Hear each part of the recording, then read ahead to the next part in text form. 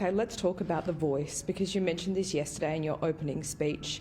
I've spoken to marginal MPs they're worried about talking about the voice because they're worried that they could lose their seats. Have they said this to you, and what have you said to them? No, our caucus and our party is united. I know they are, but they're still worried. They're united around getting this done. This isn't a matter of convenience. This is a matter of conviction.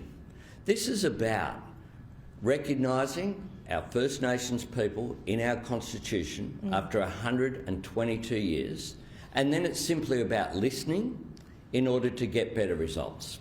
We can't continue to just do more of the same. And constitutional change isn't easy. We know 8 out of 48 referendums have passed, and only one that's been put forward by the Labor Party has passed. So on that, in 1944. I know you know this history then. So are you now hedging a little bit? Are you looking Not at at this? All. Are you looking at this thinking, okay, this might fail, but if it fails, is it dead for decades then, or have times changed? I think if it fails, it will be a setback for reconciliation, and it will be a lost opportunity. And what we know from the Republic referendum that was held at the end of the last century, the last time we had a referendum, is not only has it not returned in the quarter of a century almost since, it's not on the horizon in the next couple of years either. So this is an opportunity to seize what is, in my view, a very gracious and generous offer.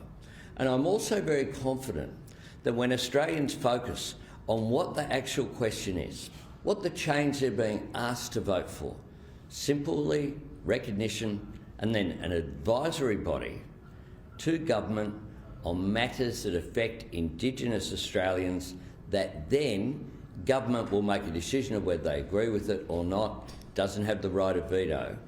But we know that it will get better results because we know from experience on justice reinvestment programs, Indigenous Rangers programs, on community health programs, that where Indigenous people are consulted and have that sense of ownership, you get better outcomes. I share your belief. I do not share your confidence at this point. If this fails, what responsibility do you take? Well, this is in the hands of the Australian people. Yeah. I will do my best to promote a yes vote.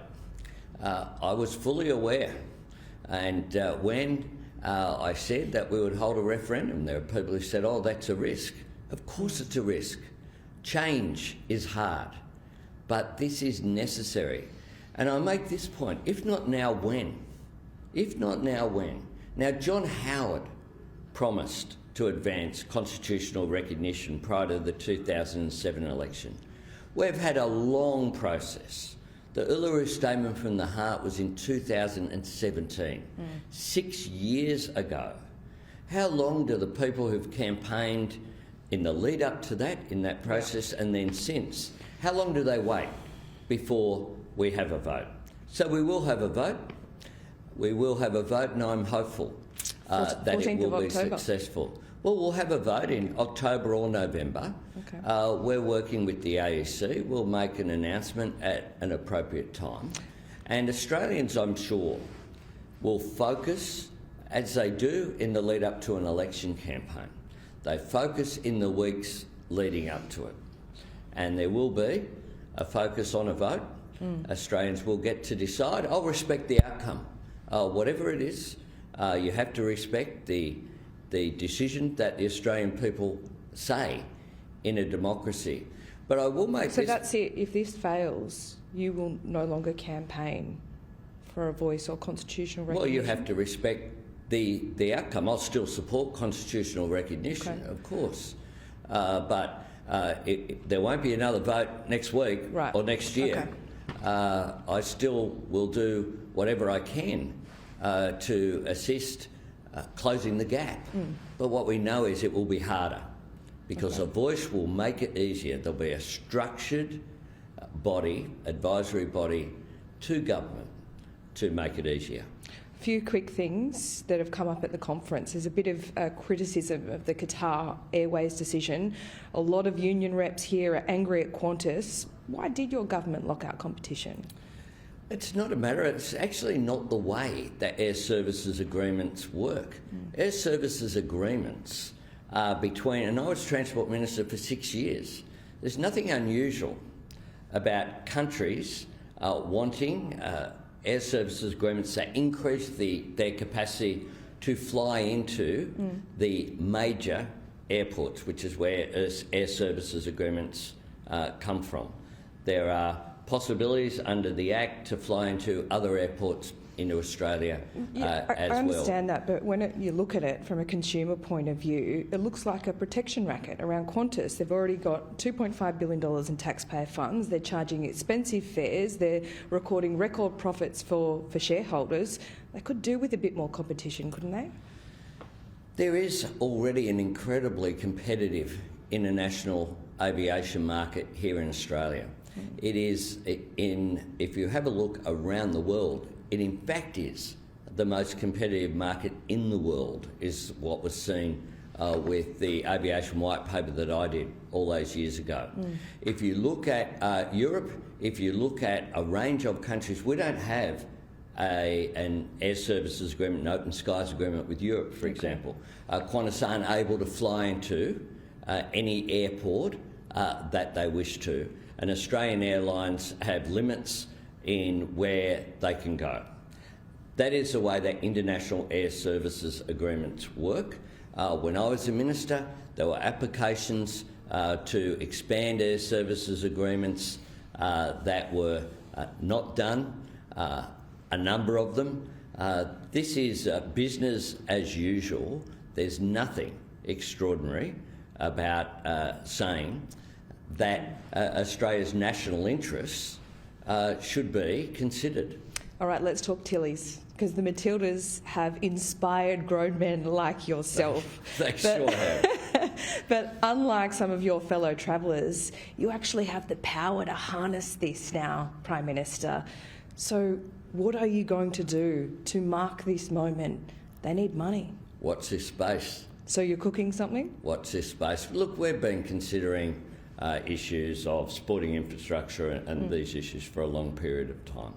Unfortunately, the former government, with their Sports Rorts program, where they established a women's sports program, gave funding to clubs that didn't actually have women's teams, have undermined what was there. They were in government for 10 years. Yeah. The one specific program they had was rorted and was a debacle. Well, Peter Dutton has now committed $250 million. Well, of course he has. He did nothing for 10 years. That's the power of the Matildas, right? He sat in a cabinet that provided women's sports programs to clubs that didn't have women's teams.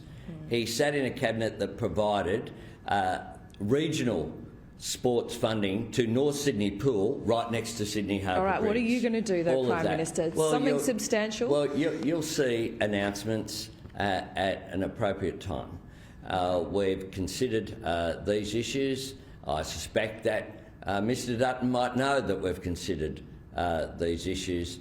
We'll make an announcement at an appropriate time, but we will always look for ensuring that our community sports programs are properly funded and directed to actually delivering. Okay. So one of our election commitments that will be delivered, for example, I'm conscious of in my electorate, Yep.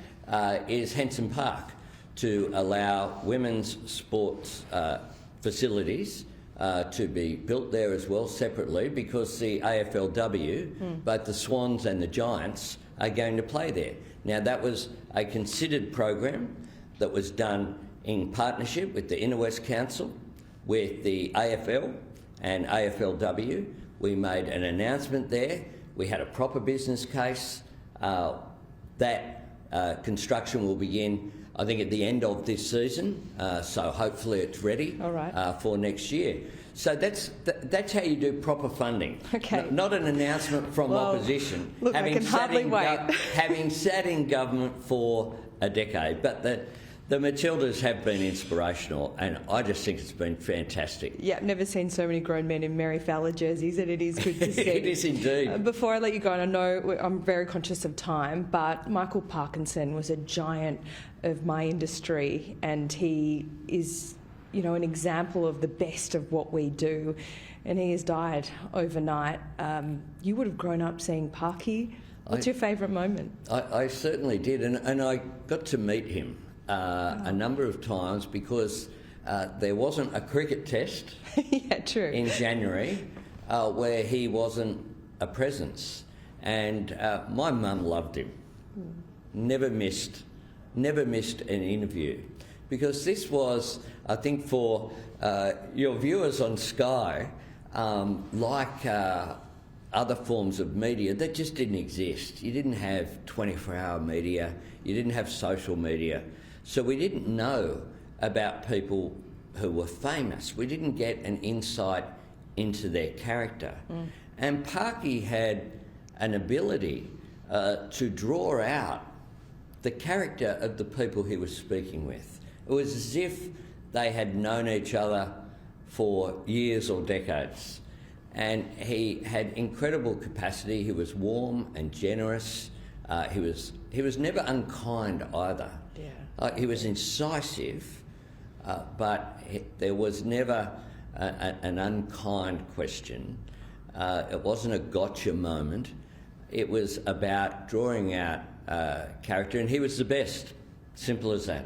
The best I think there has ever been, because now, with what we can look at, just Google about someone, it's a very different world that we live in now. So it is the passing of a great media interviewer, someone who was a great friend of Australia. He loved Australia. He spent every summer here. Yeah. And who wouldn't want to, frankly, spend summer here rather than in the northern winter. Yeah. And people will be really reflecting on him today, and I'm sure we'll see a lot of those great interviews. I mean, everyone from Dame Edna to Muhammad Ali to all of the greats of the movie world, business, politics. He could get interviews that no one else could, and we'll never see his like again, by definition. Well, I hope he's up there having a great conversation with Warnie. Indeed. Prime Minister, thank you for your time. Can I just say, Laura, this morning I'm going to Ipswich, for today is Vietnam Veterans Day, in which we commemorate the 50th anniversary of the end of the Vietnam War. And today is a day in which I'll be paying tribute to those men and women who served, particularly in that war, because what happened when they came home was they didn't get the respect and the support and the care that they needed, but importantly as well, that they deserved. And today is a day. It doesn't commemorate the end of Australia's involvement. It commemorates the Battle of Long Tan. But it's when Vietnam veterans are given tribute, and I pay tribute to them today. And I'd say as well that for those of your listeners and all of us can do more to reach out, not just today, but every day, and make sure that our veterans are given the support that they need. Nicely said, Prime Minister. Thank you. Thanks, Laura.